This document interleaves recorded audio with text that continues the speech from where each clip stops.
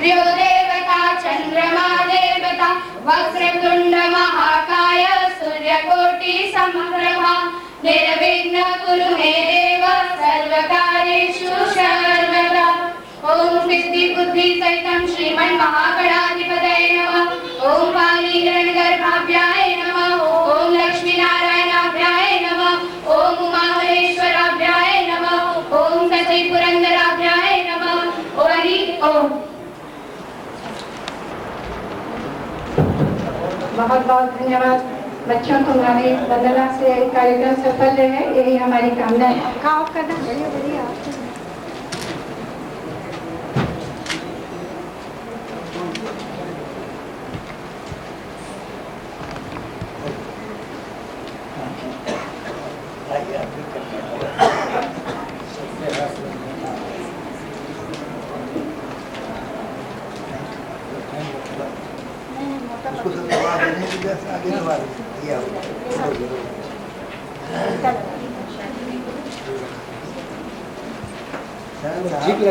सरल से आगे पकड़ स्वामी जी का हाथ दिया।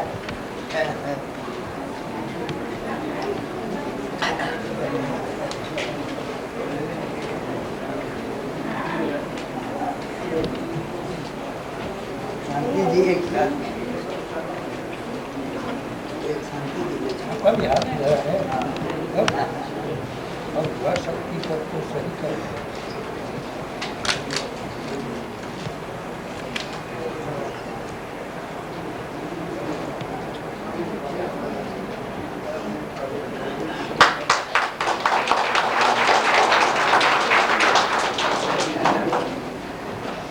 परिचय कराना।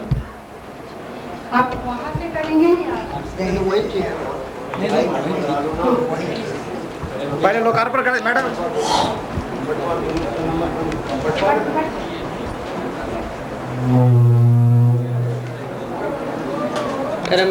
सूर्य को दीपक दिखाने आठों रामायण का विश्लेषणात्मक अध्ययन में संगम है। आप सभी ज्ञानी जन के प्रति अपना आभार प्रकट करते हुए थकता नहीं हूँ। आप सबों ने इन सभागार में सत्य की खोज नामक मेरी पुस्तक के लोकार्पण के लिए पधार कर मेरे प्रयास को प्रोत्साहन प्रदान किया है। आप सुधीजनों की यह उपस्थिति ही मेरे भविष्य में लेखन के लिए प्रेरणा स्रोत साबित होगी। सत्य की खोज लिखने की प्रेरणा मुझे एक पक्षी के जोड़े से मिली। एक दिन प्रातः घर के बाहर प्रांगण में बैठा था। पंडुक पक्षी के जोड़े को गौर से देख रहा था जो पास में कुछ बातें कर रहे थे। मेरे मन में विचार कौंधा कि ये मनुष्यों के संबंध में बातें कर रहे हैं। मैं झांक कर देखा, एक दूसरे से बोल रहे थे कि कितनी अशांति है अधिकांश मनुष्यों के घर में। और इन बातों ने मुझे झकझोरा, जगाया और मैंने अध्यात्म के दृष्टिकोण पर प्रकाश डालने का प्रयास प्रारंभ किया, जो आपके सामने सत्य की खोज के रूप में प्रस्तुत है। सत्य की खोज में जागरण का संदेश देते हुए अध्यात्म मार्ग पर सद्गुरु की आज्ञा से चलने की अनुशंसा की गई है, परंतु इस बात से जागरूक रहना है कि अध्यात्म मार्ग में भ्रम न हो। प्रेमा भक्ति में जाकर मुक्ति के महत्व को प्राप्त करते हुए शांति प्राप्त करने की चेष्टा बताई गई है। इस पुस्तक में कुछ जीव एवं प्रकृति के शिक्षा की बातें भी निहित हैं। अहंकार व वासना रहित होकर वैराग्य प्राप्त करना आवश्यक है। सत्य खोजने का प्रयास आप ज्ञानी जन के समक्ष प्रस्तुत है। अंत में कहना चाहूंगा कि अमेरिका के एक विचारक था जॉन डेवी। उसके अनुसार सत्य की खोज कभी पूरी नहीं होती है। ऐसे समझो कि तुम पर्वत के शिखर पर परिश्रम करके चढ़ते हो तो शिखर पर पहुंचने पर फिर दूसरा ऊंचा शिखर दिखता और तुम उत्साहित हो जाते हो। इसी प्रकार शिखर पर शिखर ही सत्य की खोज है। धन्यवाद।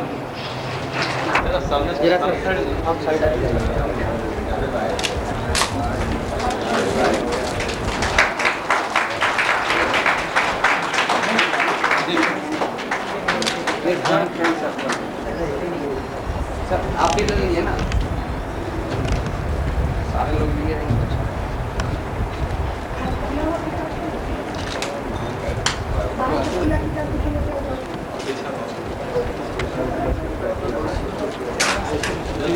जस्ट सामने जा सकते किताब ले लीजिए।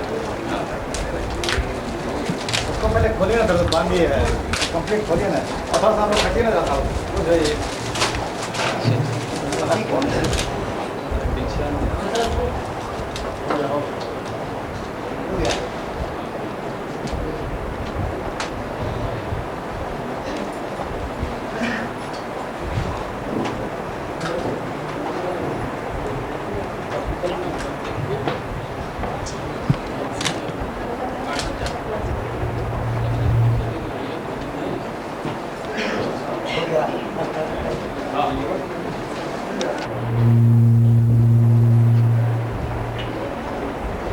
ओम पूर्णमदः पूर्णमिदं पूर्णात् पूर्णमुदच्यते पूर्णस्य पूर्णमादाय पूर्णमेवावशिष्यते।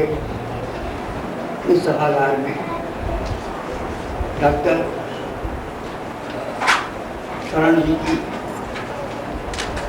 अध्यात्म मूलक कृति सत्य की खोज के लोकार्पण समारोह में मंच पर उपस्थित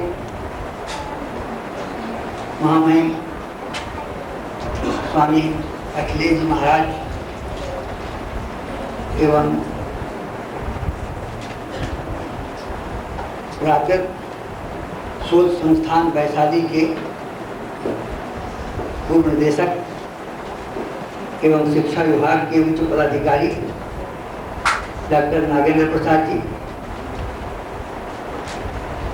और इस पुस्तक के रचयिता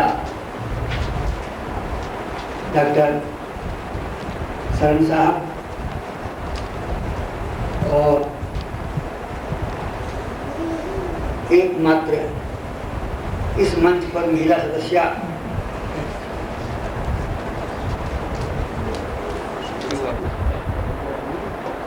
महानुभावों उपस्थित महिलाओं देवियों,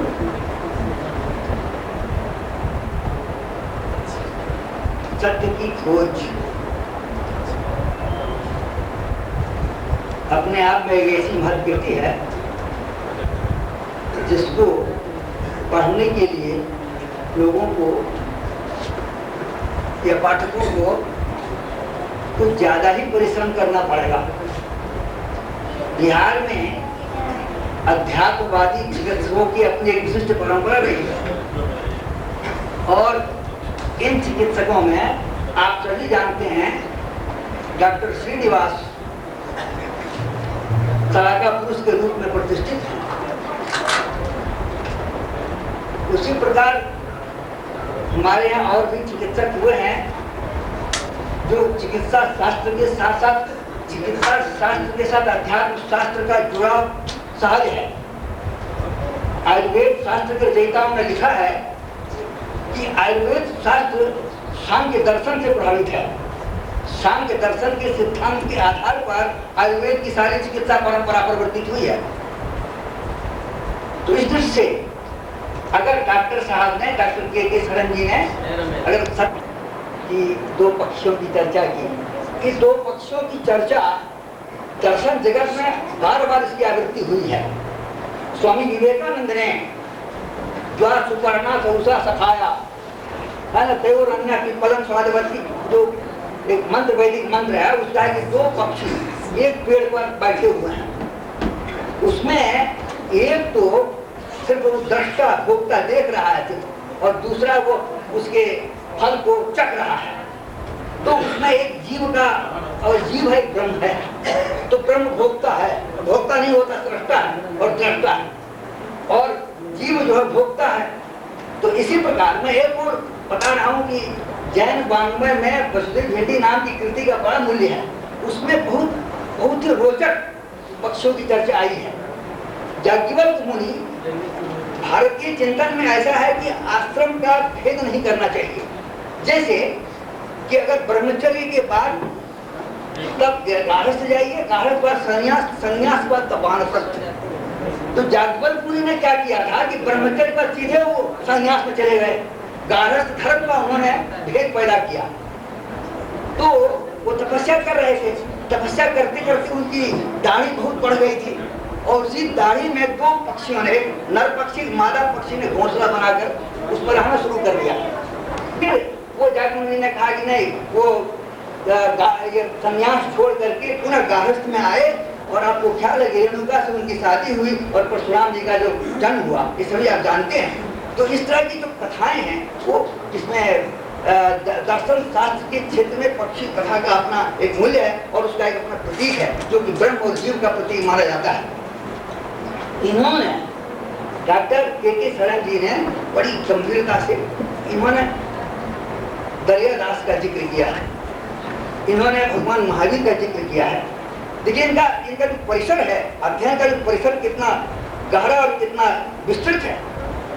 तो भगवान महावीर का इन्होंने जिक्र किया, इन्होंने भगवान बुद्ध का जिक्र किया, भगवान बुद्ध के निर्वाण का और महावीर के कैवल्य का इन्होंने जिक्र किया, दरियादास का जिक्र किया, अष्टावक्र मुनि का जिक्र, स्वामी विवेकानंद जिक्र किया, चैतन्य महाप्रभु का जिक्र किया, कितना सारा।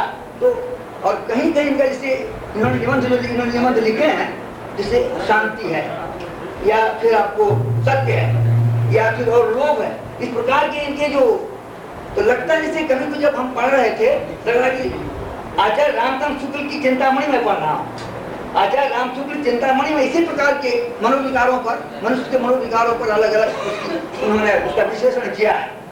तो इस दृष्टि से भी आप देखिए, तो इन्होंने खास करके इनका बहुमूल्य ये है, मुख्य ये है कि इन्होंने संकलन किया है। इतना सुनिश्चित है कि इन्होंने दार्शनिक तत्वों का संकलन किया है, लेकिन सिर्फ संकलन ही नहीं है, संकलन के साथ साथ इन्होंने अपना आकलन भी प्रस्तुत किया है। तो उसमें बताया जैसे वो कि जब ब्रह्म और जीव की बात आती है, जब ब्रह्म की बात करते हैं, जीव की बात करते हैं, तो ब्रह्म की बात जहाँ हम करते हैं तो ब्रह्म का मतलब हो जाता है वो मानववाद से उसका जुड़ जाता है। ऐसा है कि सबसे बड़ी बात है कि आत्मा, आत्मानं विद्या, आत्मा के बारे में उन्होंने बहुत आत्मज्ञ होने की बड़ी चर्चा की है। जितना सारा कि अप्पा आपको शुभम होई, भगवान कहते हैं, बुद्ध भगवान कहते हैं अत्ता ही अतनो नाथ हो, आतंकवाद है, उग्रवाद है या जो विभिन्न प्रकार की जो भ्रष्टाचार है, सबका जिक्र करते हैं। जितनी सारी आतंकवाद, जितना सारा जितनी जो मैंने असत पक्ष है वो असत पक्ष खत्म हो जाएगा। तो इस प्रकार हम इस दर्शन में जीते हैं। आप जो जी रहे हैं वो दर्शन में जीते हैं। न्याय वैशेषिक कहता है कि आदमी को दुख क्यों होता है? आदमी को दुख इसलिए होता है क्योंकि उसको सुख की चाह है, सुख की कामना करता है। आदमी की आपको निंदा और दुख से भय होगा ही नहीं। तो इस प्रकार ये सारा जो दर्शन शास्त्र के सारे तत्वों का इन्होंने इसमें विश्लेषण इसमें किया है।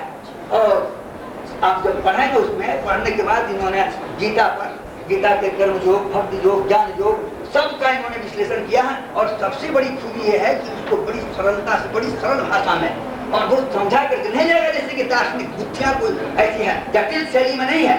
इनका जो आप पढ़ेंगे उदाहरण के साथ विभिन्न उदाहरण इसमें देते हुए जो प्रस्तुत किया है, जैसे लगता है कि जैसे इन्होंने उसका मनन किया है। और ये एक तरह से वानतासीय नहीं है, लोग कहते हैं ना खा करके उगल देना, ऐसा नहीं है।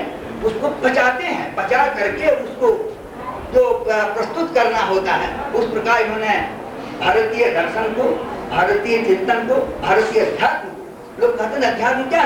अध्यात्म, उससे अध्यात्म आत्मा को अधिकृत करके जो बात करी वो अध्यात्म है, और खुद जीव को अधिकृत करके जो बात करिए साहब वो अधिभूत है। दो ही बातें, एक अधिभूत है, एक अध्यात्म है। तो आत्मा की बात करिए तो आप आध्यात्मिक हो गए, खुद की बात करिए तो अधिभौतिक आप हो गए। तो इस प्रकार इन्होंने अध्यात्म को उसी रूप में, ऐसा नहीं कि कोई बहुत जटिल चीज है, कोई ऐसा भयंकर चीज नहीं है।